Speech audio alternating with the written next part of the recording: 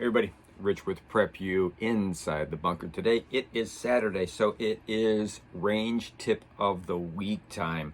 And as the title of this video states, dry fire training. Just not for new shooters, it's for us old shooters also. And there's so many reasons why you want to dry fire. But basically what dry fire shooting is you don't have your live ammunition in it. Now, a lot of people love snap caps. I love snap caps. I got a ton of them. It also helps with not having the firearm or the firing pin go forward without hitting anything. So it does what it's supposed to do. It makes contact, fires, and it doesn't free flow. Some people say it doesn't make any difference if you do that or not. Some people say you should always use it. I have a tendency when I'm at home doing dry fire training, I'll fill my magazines up with them, and then I just keep racking, fire rack and stuff like that. At the range, I don't. I always, even with the firearm that I carry, I always dry fire. I always get used to what I'm doing. I always just, it's just basically, it calms you down.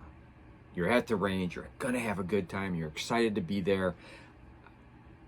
4, 5 dry fire runs, and I just calmed down. I said, okay. It also gets my mind back to remembering what my trigger pull is. That's very important. You want to know what your trigger pull is. It also tells me if am I dropping? Am I pulling to the side? What am I doing? Am I getting it right? Pulling straight back? Because on that fire, what I could tell is when I was looking at it, because if you have a live round in there, you're not going to be able to see the action of your firearm.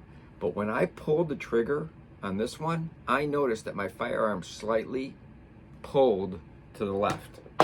Oh, you'd see it on the target, but you go, why? Are my sights off or what's off? But every time when I change out my firearm, if I go to my 45 or if I go to a different, 9mm or whatever, each firearm has a different trigger pull. When you're at the range and you're renting, dry fire each one. You want to know what your trigger pull is, okay? You want to know what you're doing with your firearm, okay? And then you just okay, take a deep breath, count to 10. Okay, now let's fire. The more often you do that when you're in a critical situation, it's going to be automatic motor skill action when you do it. So that's what dry fire training is. You can do it with a snap cap, without a snap cap. That's totally up to you. But it should be done. Where can you do it? You can do it at home. Sometimes I drive my wife crazy by doing dry fire training when I'm, watching TV. You can do it, when you're sitting in your car and you're trying to figure out, okay, how do I pull my firearm out? How is it going to work? You don't necessarily have to pull the trigger then, but obviously you want to do it with nothing in there, no bullets. You can do it at the range. Very important to do it at the range, and you do it at your change of firearms also. So why do we do that? We said already that you want to find out the length of your trigger pull, or remember the length of your trigger pull. You want to see what your firearm's doing when you pull the trigger. And then when you pull that trigger and it does something weird, look at where your finger is. Do you have your knuckle out so your finger's coming straight back? Do you have the trigger right in the middle of that first joint? A lot of times I'll get in there and I'll just have my finger in, but I won't have my knuckle out. And I go, crap, pull your knuckle out. Pull your knuckle out. You're checking your grip. Is your grip correct? How do you grip your firearm? Obviously, thumbs next to each other. Some people cup it. I don't like that. I like to have control of it. Some people do this. I don't like that because you don't have control of your firearm. Because if all of a sudden you have to move this hand for whatever reason, protect somebody, hold back a door or open a door or whatever, you've lost control of your firearm. Some people shoot with their firearm up, okay? I know a bunch of guys that they shoot better with their thumb up, so their other thumb is on control the firearm. It's a great way to check your grip. Make sure that your grip is okay. Like I said before, it's also a great way to get your blood pressure in check. You cannot tell me that you are not excited to be at the range. No matter what range you're, indoor, outdoor, it's great. It's fun. I really love doing it. So it just calms you down. Okay, so there's so many reasons to dry fire. It also gets you to learn your sighting. Okay, it just gets your firearm out more in more situations than just at the range. You should be practicing at home or whatever. Okay, so we talked about, without snap caps and with snap caps, but let's go into another reason why snap caps are so good. Snap caps are really good because you can load your magazines with snap caps. Let me show you. I'm going to tilt the camera down and we'll go from there. Let's see what happens. All right, so here's my setup. Here's my UpLulu, my personal defense rounds, my snap caps, and all that. Put that over there for right now. So, should leave that open. What you can do is at home, when you're getting ready to go to the range, more people don't do this. They waste their time at the range by not loading them at home. Oh, what did I just do? I just dropped a snap cap in there. Huh. Okay, so I'm just, not paying attention, maybe, watching TV or whatever, just, loading it up and all that kind of stuff. And now you go to the range, and guess what? These are your range mags, okay? So what's happening? You don't know which one is which. You throw them in your bag, you got 3 or 4 or 5 of these and stuff like that. Now you're gonna train for malfunctions, okay? You get to that snap cap, it's not gonna cycle. You gotta rack it and bring it back up and fire again.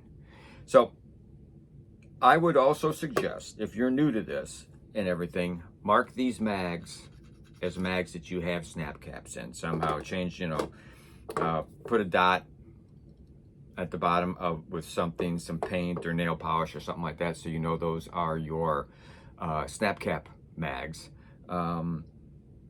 And it's kind of fun. All of a sudden, you know they're there, but you don't know which one's coming up. It's kind of like that game. You ever play that game, Don't Wake Daddy, where you press the button and all of a sudden he comes flying up, scares the hell out of you?